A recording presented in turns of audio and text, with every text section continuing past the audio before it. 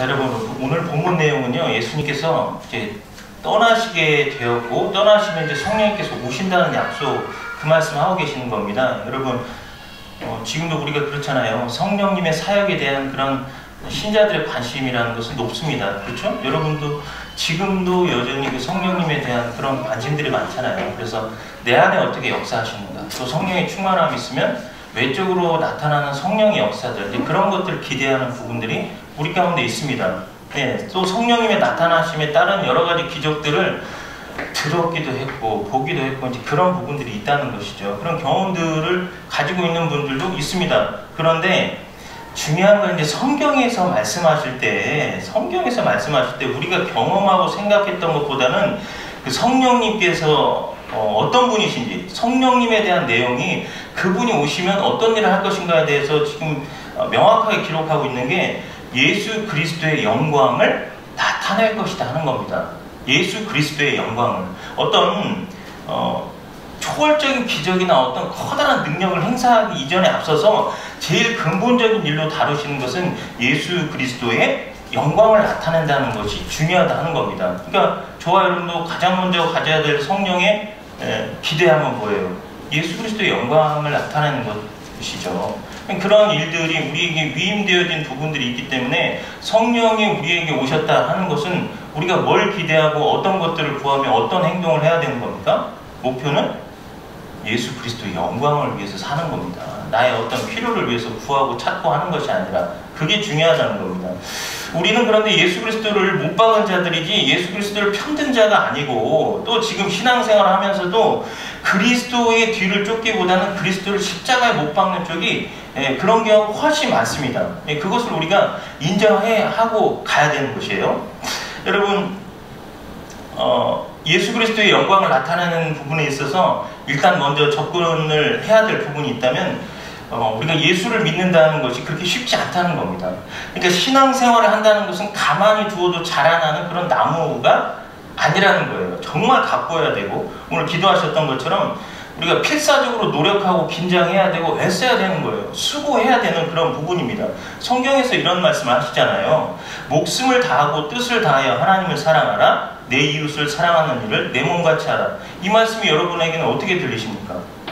목숨이라는 이야기까지 한다는 것은 굉장히 필사적인 용어를 쓰면서까지 너희들이 해야 될 일이다 라는 것을 이렇게 말씀하고 있는 것이잖아요. 그러니까 필사적인 용어를 쓰면서까지 너희가 신앙생활을 해야 된다는 건데, 이것이 얼마나 우리에게는 본성적으로 할 수 없는 일인가 하는 부분들을 갖게 하는 겁니다. 그래서 우리가 그리스도를 십자가에 못 박는 경우가 많다는 것이에요. 그래서 오늘 말씀에도 이 부분에 대한 힌트를 주시는 게 12절 말씀에 내가 아직도 너희에게 이를 것이 많으나 지금은 너희가 감당하지 못하리라.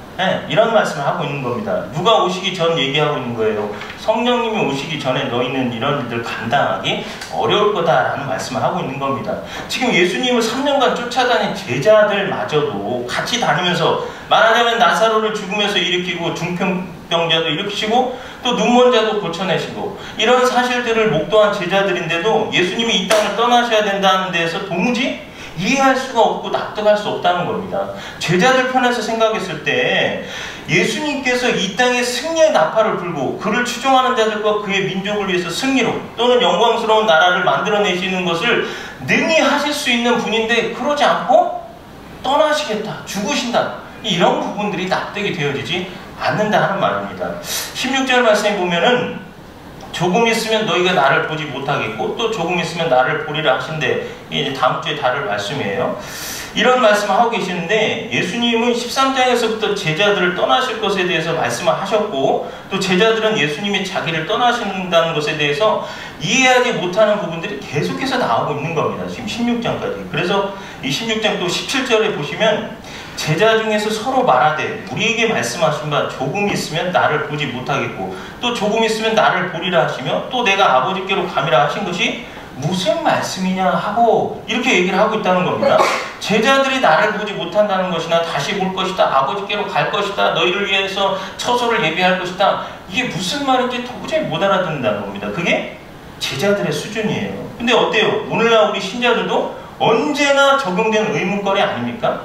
왜 하나님이 그렇게 전능하시면, 우리를 사랑하신다면 예수를 믿는 것이 이렇게 어렵고 신앙인들이 정직하고 의롭게 사는 데 대해서 보답이 없습니까? 내가 주를 위해서 살고 주와 함께 산다 하면 뭔가 나에게 주어지는 보상이 있어야 되는데 그런 건 없고 맨날 힘들고 어렵고 참아라, 네가 견뎌야 된다, 사랑해야 된다, 이런 말씀만 하고 있고 이러신다는 거죠. 이게 참 어려운 문제예요. 사실 신앙생활 한다는 것이 쉽다고 말하는 분들은 조금 사실 이상한 겁니다. 사실 가장 어려운 이유가 우리가 근본적으로 이런 영적인 문제에 대해서 무지해, 또 싫어합니다.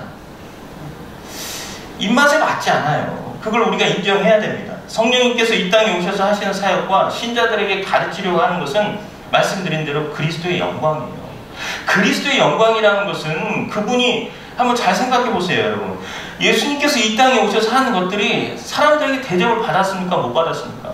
못 받으셨잖아요. 그런 것임에도 불구하고 그것은 옳은 것이고 복된 것이고 영광스러운 것이다. 이것을 확인하는 작업이기 때문에 그렇다는 겁니다.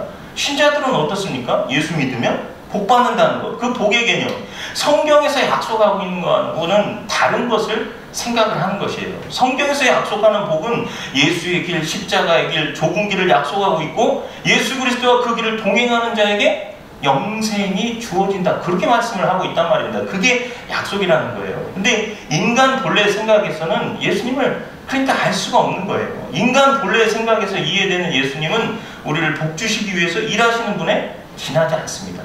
그러한 생각으로 나를 믿는 것은 나와 함께 죽는 것이다, 이런 말씀을 어떻게 이해할 수가 있겠냐 말이죠. 죽는 것을 불행으로 알고 있잖아요, 우리는. 그런 수준으로 주님과 함께 죽는다는 것을 이해하는 것은 어려운 일입니다. 죽음 자체를 겁내잖아요, 우리는. 그런 수준에서 주님의 십자가를 지고 주를 따르는 문제 이해하는 거 쉽지 않습니다. 우리의 무지와 고집스러운 생각을 깨고 온전한 말씀으로 세우시려고 하시는 성령님도 아마 이런 부분들이 쉽지는 않으실 거예요. 왜? 우리 것을 여전히 가지고 가려고 하니까. 내가 가진 것을 우리가 인정해야 하는 것은 인간 본래의 생각이 살아있는 한 교회를 열심히 다닌다고 한들 자신의 열심에 지나지 않는 것이고, 또 그것의 결국은 뭐예요? 성경과는 반대의 약속을 가질 수밖에 없는 것입니다. 그러니까 성령이 오시지 않으면 절대로 진리를 알 수 없는 것입니다. 성령의 충만함을 가지고 살아가지 않는 한 우리는 그리스도께서 기뻐하신 일들을 할 수 없는 그런 존재다 하는 겁니다. 그래서 성령님께서 오셔서 그런 주님에 대한 부분들을 가르치시려고 하시는 거라는 거죠. 13절 말씀부터 한번 보겠습니다.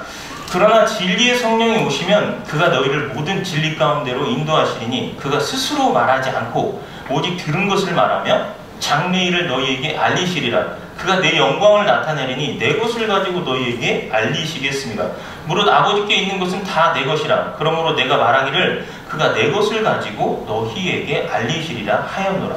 장래일마저도 예수님께서 말씀하신 것을 가지고 다 말씀해 주시겠다라고 지금 이렇게 예수님께서 말씀해 주시잖아요. 그러면 진리의 성령님이 오시면 우리에게 말씀하시는 것은 예수님의 것을 말씀하신다고 했는데, 이게 14장에서도 똑같이 말씀하신 적이 있어요. 14장 26절 말씀 보면 보혜사 곧 아버지께서 내 이름으로 보내실 성령 그가 너희에게 모든 것을 가르치고 내가 너희에게 말한 모든 것을 생각나게 하리라.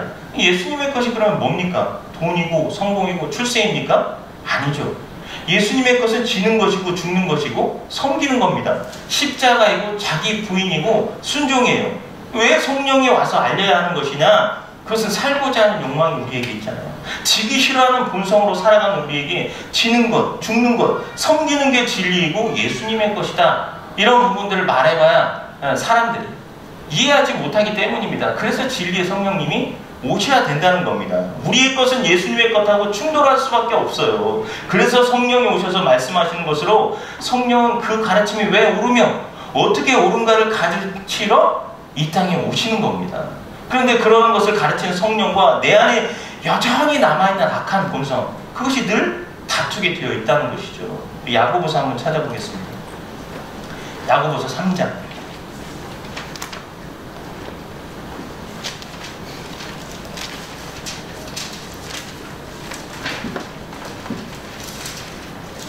야고보서 3장 14절부터 16절까지 말씀해 보면, 그러나 너희 마음속에 독한 시기와 다툼이 있으면 자랑하지 말라. 진리를 거슬러 거짓을 말하지 말라. 이러한 지혜는 위로부터 내려온 것이 아니요 땅 위의 것이요 정욕의 것이요 귀신의 것이니 시기와 다툼이 있는 곳에는 혼란과 모든 악한 일이 있음이라. 여러분, 여러분이 인정하셔야 될 게 있다면 성경은 분명히 귀신에 대해서 이야기를 하고 있습니다. 그렇죠? 그리고 마귀, 사탄, 벨리알 이런 얘기들을 한단 말이죠. 그래서 우리가 그걸 다 잊어버리고 산단 말이에요. 다시 여러분 주목하십시오. 이런 부분에 있어서 지금 야고보가 교회에게 한 말씀인데 시기와 다툼을 경계하라 하면서 그러한 지혜는 마귀적이다 라는 이야기를 하는 겁니다. 분명 우리 안에서 귀신적 사고, 귀신적 행위가 나올 수 있다는 거예요. 그런데 우리는 늘 성령으로 산다고 속고 있습니다. 정확히 표현하자면 내가 그리스도를 주인으로 모시고 있지 않아요. 그리스도를 주인으로 모시지 않는다면 뭘 모시고 있다는 거예요? 주인으로 반대의 거. 마귀를 주인으로 모시던지, 사실 마귀는 좀 큰 인물들을 상대합니다. 그러니까 그의 졸개 귀신들이라고 하는 게 맞아요. 예, 마귀도 그냥 이렇게 잔챙이들하고 안 싸웁니다. 이게 좀 큰 거물급들하고 싸우지. 그러니까 여러분이 어마어마한 일을 하셔서 마귀하고 상대할 수 있는 그런 수준으로 올라가십시오. 여하튼 야, 예수님을 그리스도 예수를 주인으로 모시지 않고 있다면 반대의 거. 악한 것을 모시고 있다고 생각하면 정확합니다. 그래서 우리가 그리스도께서 원하시면 그리스도를 주인으로 모시고 산다고 하면 우리가 어떻게 그 반대의 것을 하지 말라고 하고 그리스도가 내 안에서 그건 싫다 하고 너희가 그렇게 하면 안 된다라고 말씀하시는데 그렇게 할 수 있냔 말이에요. 어렵지 않죠? 이해가? 그러니까 우리는 그리스도를 주인으로 모시고 있지 않는 것이라면 귀신을 주인으로 모시고 있다라고 생각하면 됩니다. 사도 바울이 이런 모습에 대해서 너무 잘 알기 때문에 이렇게 기록하죠. 로마서 7장도 한번 찾아볼까요? 로마서 7장 21절부터 25절까지 말씀 보겠습니다. 그러므로 내가 한 법을 깨달았노니 곧 선을 행하기 원하는 나에게 악이 함께 있는 것이로다. 내 속사람으로는 하나님의 법을 즐거워하되 내 지체 속에서 한 다른 법이 내 마음의 법과 싸워 내 지체 속에 있는 죄의 법으로 나를 사로잡는 것을 보는도다. 오호라 나는 곤고한 사람이로다. 이 사망의 몸에서 누가 나를 건져내랴. 우리 주 예수 그리스도로 말미암아 하나님께 감사하리로다. 그런즉 내 자신이 마음으로는 하나님의 법을, 육신으로는 죄의 법을 섬기노라. 여러분, 나는 예수 그리스도를 구주로 영접했으니까 난 모든 것이 괜찮아 라는 착각에서 벗어나시기를 주님의 이름으로 부탁드립니다. 요한복음 8장 44절에서 이미 밝혔어요. 너희의 아비는 마귀니라. 이 놓치지 마십시오. 그래서 예수님께서 오신 이유가 마귀를 멸하러 오셨다라고 말씀하고 있어요. 한 영혼을 구원하시기 위해서 주님이 시작하신 그런 영적 전쟁입니다. 그래서 저와 여러분에게도 요구하시는 것은 그리스도를 주인으로 모셨으면 피 흘리기까지 싸우라는 영적 전쟁을 요구하고 계신다는 말이죠. 그냥 우리는 은혜 복음 안에서 예수님이 도와주실 거야. 다음에 또 회개 기도하면 용서해 주실 거야. 이렇게 살기 때문에 늘 지는 겁니다. 이기지 못해요. 육신에게 져서 늘 육신대로 산다는 겁니다. 우리 요한일서 3장도 한번 찾아보겠습니다. 요한일서 3장 8절에서 10절까지 말씀.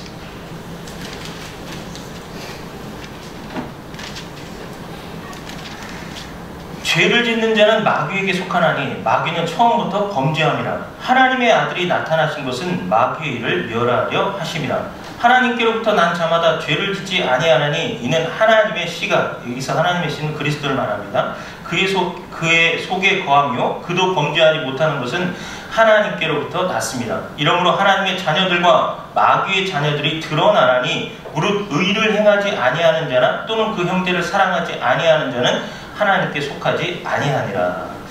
이건 감사하게 써놓은 거예요. 사실은 의를 행하지 않는 자나 그 형제를 사랑하지 아니하는 자는 마귀의 자녀니라. 이렇게 얘기해도 똑같은 얘기입니다. 요한에게 가르쳐 주신 하나님의 뜻이 이겁니다. 우리의 내면을 깊이 좀 성찰하는 그런 말씀이 됐으면 좋겠어요. 귀신 들린 자의 삶은 다른 삶이 아니라 하나님의 뜻과 상관없이 자기의 뜻과 야망과 비전을 이루는 삶을 추구하는 모든 삶, 그게 다 귀신 들린 자의 삶이라는 겁니다. 그러니까 귀신을 주인으로 모시는, 그리스도를 주인으로 모시지 않는 자의 삶은 그렇게밖에 나올 수 없다는 거예요. 이렇게 성도는 한편으로 생명의 성령의 법으로, 다른 한편으로는 악한 자에게 속해서 사는 그런 삶을 늘 살고 있다는 겁니다. 성령으로 오신 그리스도를 주인으로 모시지 않기 때문에 그러는 거예요. 거부하는 불순종과 악의 모습 때문입니다. 싸우려 하지 않는다는 거죠. 사랑하시는 여러분, 어느 날 그냥 아무 생각 없이 대충 살다 보면 언젠가 벼락 같은 은혜를 주님께서 주실 것이다. 이제 그 생각은 내려놓으십시오. 다시는 생각 안 하셨으면 좋겠습니다. 이미 그 벼락 같은 은혜는 여러분이 이게 성전에 나와서 예배 드리는 걸로 이미 끝났어요. 예수님이 우리에게 주신 겁니다. 이제는 우리가 그리스도를 모시고 살기 위한 수고가 필요해요. 수고가. 이 일은 규칙적으로 지속적으로 또 일관성 있게 하셔야 됩니다. 말씀과 기도의 삶, 또 공예배를 드리면서 이게 우리가 수고해야 될 일입니다. 예배는 우리가 성령을 인식하고 또 성령의 뜻을 분별하는 데 쫓는 가장 중요한 은혜의 방편입니다. 그래서 성경에 말씀하신 것처럼 모이기를 패하지 말고 모임이 있는 곳들마다 찾아가고 또 함께 모여서 기도하기 힘쓰고 그런 영적 교제들을 나누란 말이죠. 또한 신앙생활이라는 것은 다른 것이 아닙니다. 우리가 얼마나 쓸모없고 죽어 마땅한 존재인가. 그리스도 되시는 그 증거됨을 우리가 잘 알고 전해야 되는데 그게 얼마나 우리가 부족한 자이고 연약한 자인가를 그리스도 안에서 발견하고 알아야 한다는 겁니다. 신앙생활이 어려운 점은 그리스도가 드러나는 것이 아니라 인간들이 나라면 그렇게 안 할 텐데, 나라면 이런 생각들을 교회에서 많이 한단 말이에요. 그런 싸움 때문에 그리스도의 영광이 드러나는 것을 방해하는 것, 그게 잘못됩니다. 항상 첫 걸음을 잘못 디디게 된다는 거예요. 첫 단추를 잘못 끼우니까 교회의 질서가 사라지는 겁니다. 질서를 따라야 하지만 자신의 내면의 악한 본성을 자꾸 따르려고 하다 보니까 내가 기도하는 것이 맞다고 생각, 다 같이 기도하는데 서로 마찬가지 아니란 말이에요. 그러니까 내가 하는 것은 잘못이 없다고 생각하는 겁니다. 지난주에도 말씀드린 대로 라오디게아 교회의 그런 행태를 따른다는 거예요. 다들 이제는 똑똑하니까 나도 성경 말씀 알아. 나도 목사님보다 말씀도 더 많이 알고 나도 목사님보다 어떤 영적인 능력을 행하는 거야. 이게 질서가 사라진다는 거예요. 질서가. 여러분, 그래서 로마서 8장 26절 말씀 보면 성령님께서 지금도 이렇게밖에 사역을 못하신다고 하세요. 성령도 우리의 연약함을 도우시나니 우리는 마땅히 기도할 바를 알지 못하나 오직 성령이 말할 수 없는 탄식으로 우리를 위하여 친히 간구하시느니라. 여러분, 이전에 이 말씀을 어떻게 생각하셨습니까? 나의 연약함 때문에 말할 수 없는 탄식? 물론 그럴 수 있습니다. 그러나 지금 그게 아니라 우리가 이렇게 부족해서 그리스도의 영광을 가리는 일만 하면서 살고 있기 때문에 말할 수 없는 탄식으로 하나님 안타까워서 기도하고 있다는 겁니다. 저들이 저렇게 하면 안 되는데 성령을 구하고 성령의 충만을 받고 그리스도의 영광을 위해 살아가는데 그리스도의 영광을 가려버리고 질서도 없고 주님이 원하시는 것들을 살아가지 않고 그래서 말할 수 없는 탄식으로 우리를 위해서 기도하고 계신다는 거예요. 우리는 마땅히 빌바를 알지 못하는 존재입니다. 그래서 성령님께서 말할 수 없는 탄식으로 우리를 위해서 지금도 구하시는 이유입니다. 우리의 무지함, 죄악, 완악함 이러한 것들.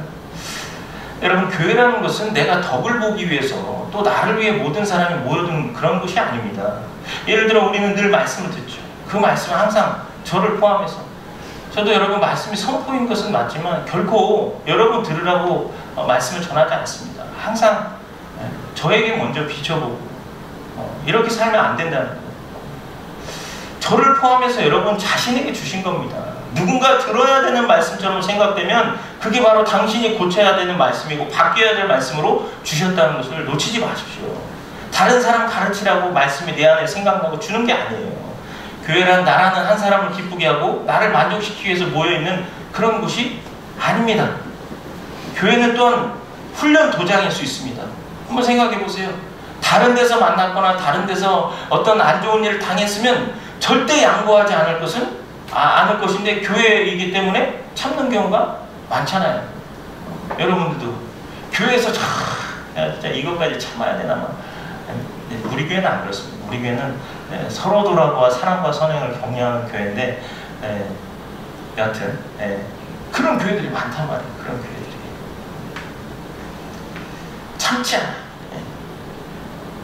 근데 교회이기 때문에 그래도 나는 예수님이 나를 구원한 백성이기 때문에 내가 예수님 닮으려고. 예.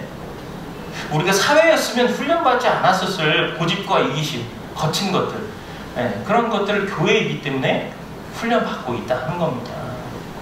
여러분, 교회에서 저 사람만 없다면 이런 단어 우리는 쓰면 안 됩니다.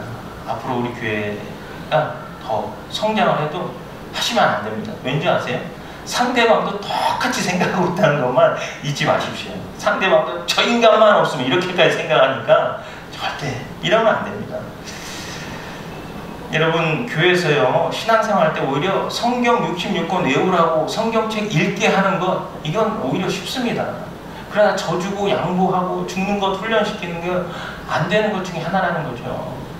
교회는 모든 사람들이 자기의 이익을 지키려는 사람으로 인해서 예수 그리스도와 함께 가는 것이 방해받는 일이 없도록 훈련받고 애쓰는 그 일을 위해서 있는 곳이 교회인 것입니다. 그게 어렵죠.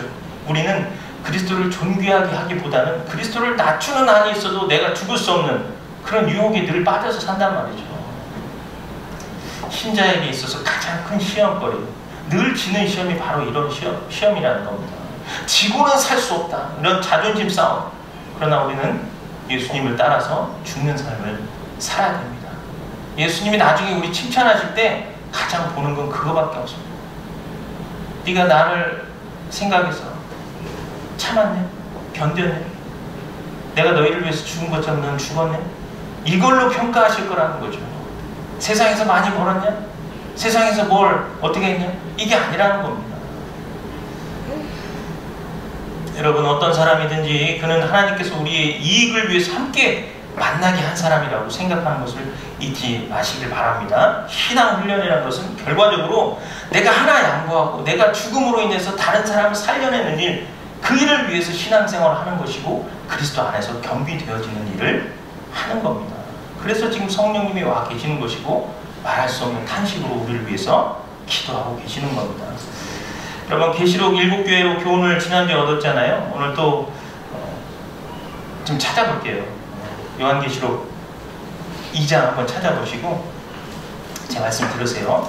2장과 3장에 걸쳐서 전달되는 내용들, 즉 7교회 보낸 이 예수 그리스도의 말씀과 관련해서 책망이 어느 교회나 끝에 있다는 것을 명심해 주십시오. 세 교회만 한번 생각해 볼게요. 7교회 보낸 편지 맨 끝절마다 후렴같이 귀 있는 자는 성령이 교회들에게 하시는 말씀을 들을지어다 라고 거듭거듭 반복을 합니다.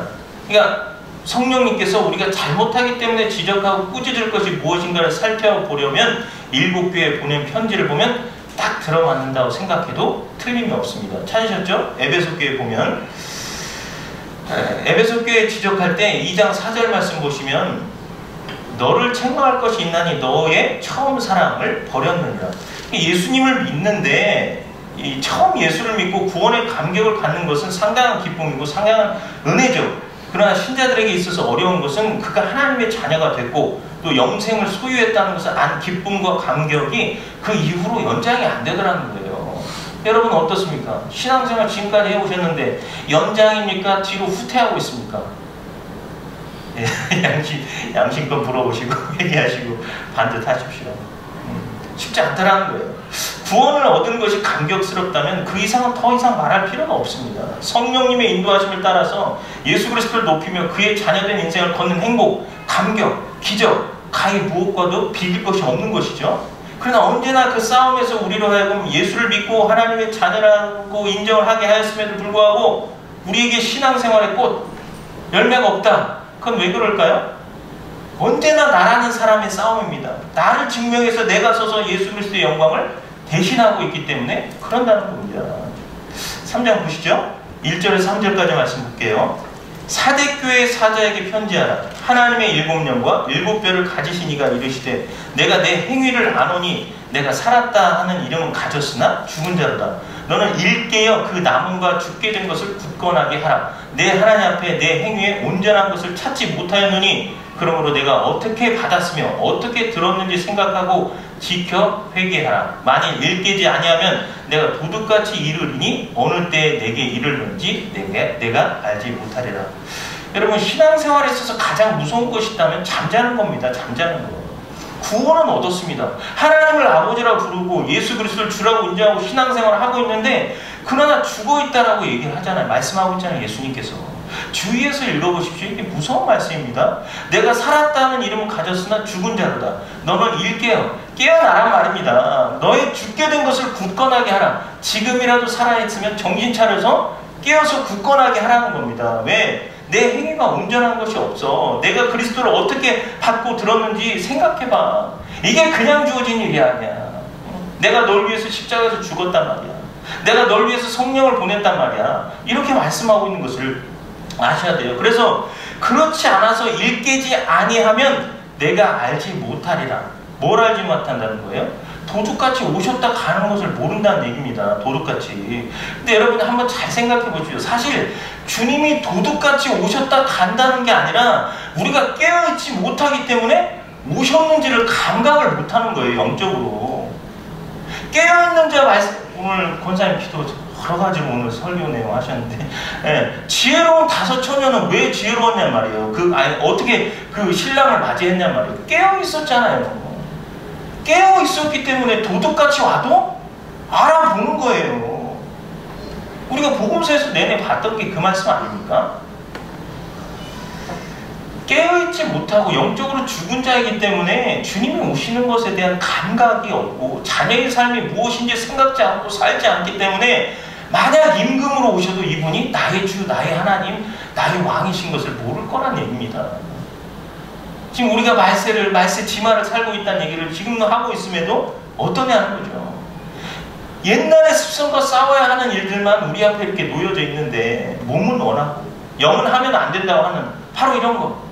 믿고 난 다음에 확신, 영생에 관한 것, 진리에 관한 것 등 믿은 다음부터는 가만히 있어도 되는 것이 아니라 이제부터는 내가 깨어서 생각하고 애쓰고 노력하지 않고는 한 걸음도 갈 수 없는 영적 전쟁이 시작되었다는 겁니다. 언제부터? 내가 예수 그리스도를 구주로 영접했을 때부터. 여러분 우리 끝까지 가봐야 됩니다. 끝까지. 사도들의 서신서를 한번 생각해 보세요. 왜 배교자를 얘기하고 그리스도를 떠난 것에 대해서 이야기를 하냐 하는 겁니다. 안전하다라고 말할 수 없다는 거예요. 안전하다.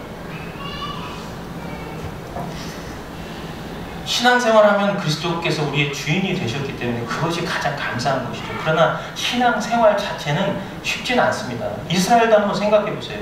애굽에서 벗어나오기까지 어려웠던 것이 아니라 벗어나와서부터 어렵습니다. 홍해를 가르고 벗어나왔잖아요. 그들 스스로가 가나안에 들어가기를 거부해서 광야 40년 동안 유리하는 생활을 한 겁니다. 그들이 싫어해서. 이러려면 왜 데리고 나왔냐? 늘 하나님께 시비를 거는 것. 이러려고 예수 믿는 신자 되게 했냐? 우리들이나 이스라엘, 광야 이스라엘 백성이나 다를 게 하나도 없습니다. 여러분 우리는 정당한 신자로 부름받았어요. 이제 그렇게 세워졌으면 만들어 가야 됩니다. 우리가 만들어 가야 돼요. 정당한 신자의 생활로 걸어서 가나안에 들어가셔야 돼요. 여러분 신앙생활의 무서움이라는 것은 그가 신자로서 이름을 가졌을 뿐만 아니라 신자답게 살지 않는 한 그 생활은 마치 광야 같아서 애굽에 사는 것만도 못하다는 사실입니다. 그럴 바에는 에라 모르겠다 하고 그냥 세상에서 즐기고 그냥 지옥 가버리면 차라리 그게 나을 수 있다는 얘기예요. 이것도 저것도 아니게 어설프게 교회에 왔다 갔다 하면서 똑같이 세상 생활 하다가 지옥 가버리면 그게 뭐냐는 거죠. 지금.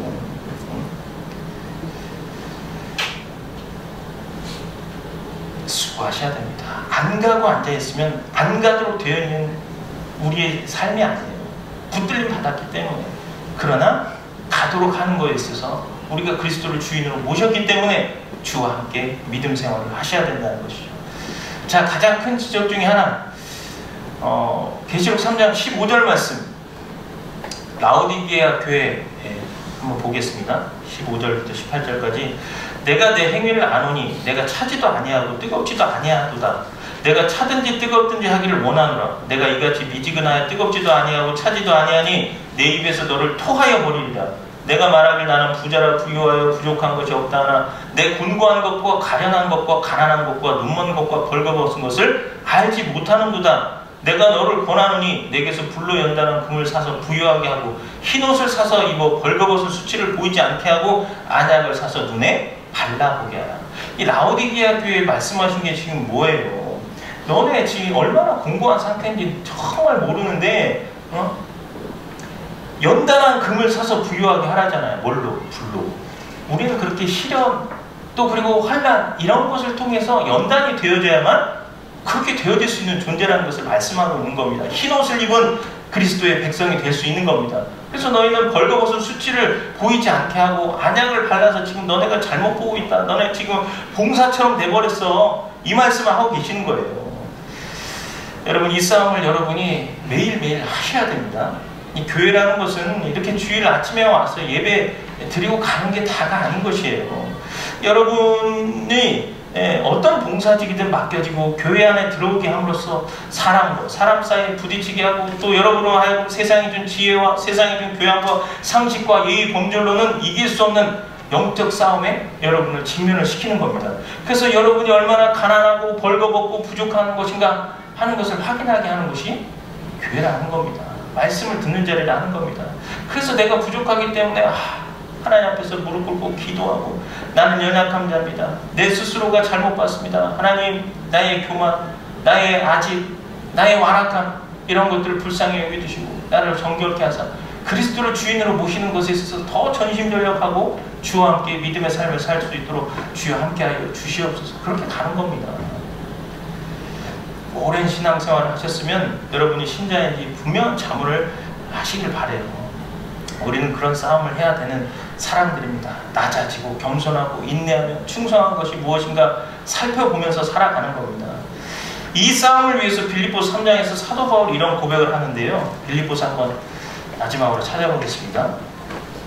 빌립보서 3장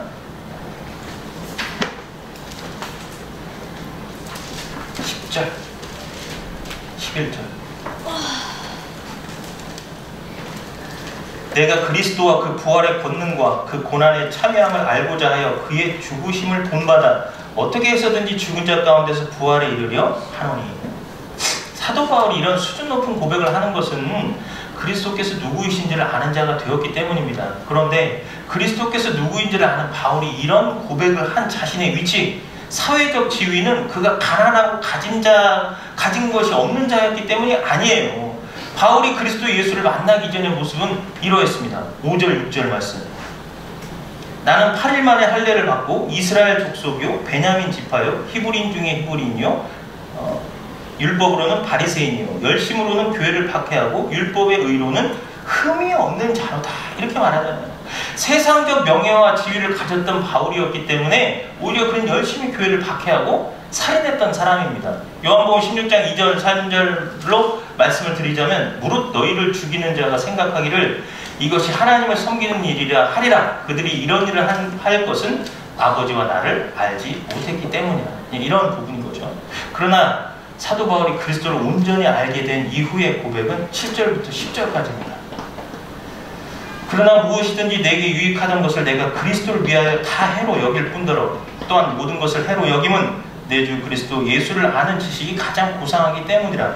내가 그를 위하여 모든 것을 잃어버리고 배설물로 여김은 그리스도를 얻고 그 안에서 발견되려 함이니 내가 가진 의는 율법에서 난 것이 아니요 오직 그리스도를 믿음으로 말미암은 것이니 곧 믿음으로 하나님께로부터 난 의라. 아멘. 사도 바울은 분명히 고백합니다. 내가 주 그리스도 예수를 아는 지식이 가장 고상하다. 이거예요. 그가 가졌던 모든 것은 그리스도에게 비교할 수 있는 것이 아니라는 것을 그가 알았습니다. 그래서 그는 그리스도 예수를 위해 모든 것을 잃어버리고 배설물로 여긴다. 이렇게 고백을 하고 있다는 것이죠. 여러분 이 말씀의 의미를 깊이 생각하십시오. 듣고 끝날 그런 바울의 고상한 말이 아닙니다. 지금 여러분의 권면하고 있는 이 깊은 내용은 이 말을 듣는 너희도 너희가 가진 것, 생각하는 것, 앞으로 살면서 취하고자 하는 어떤 세상적인 것들, 그리고 너희가 스스로 결정한 어떤 일과 행동들을 다 배설물로 여기라는 겁니다. 왜냐? 내가 가진 의로움은 율법에서 난 것이 아니고 그리스도가 주인이 되었기에 가지게 된 의이기 때문이다. 돌아보십시오, 여러분.